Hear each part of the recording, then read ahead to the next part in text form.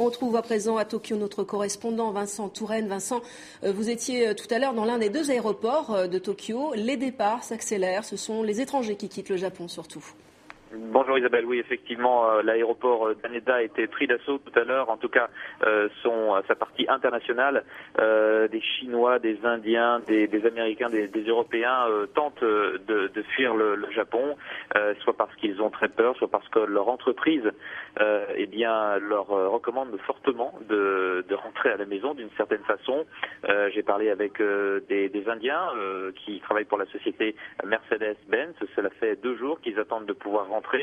Un Français me disait qu'il avait très peur et qu'il voulait rentrer à n'importe quel prix, même si les prix des billets s'envolent, bien entendu, puisque la plupart de ces gens achètent leurs billets au dernier moment. En arrivant à l'aéroport, on voit des familles, des petites familles mixtes entre des ressortissants occidentaux et des Japonais.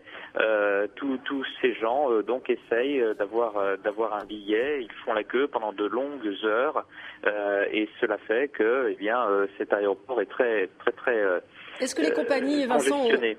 Compagnies ont mis en place plus de vols, par exemple ?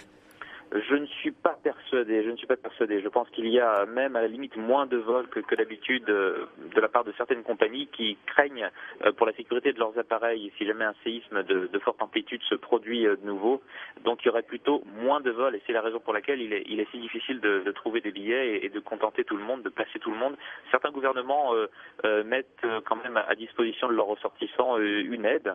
Il y a des employés des ambassades de Grande-Bretagne, de Hong Kong aussi, j'ai vu aujourd'hui à Haneda, qui sont là pour aider et pour trouver des places à leurs ressortissants.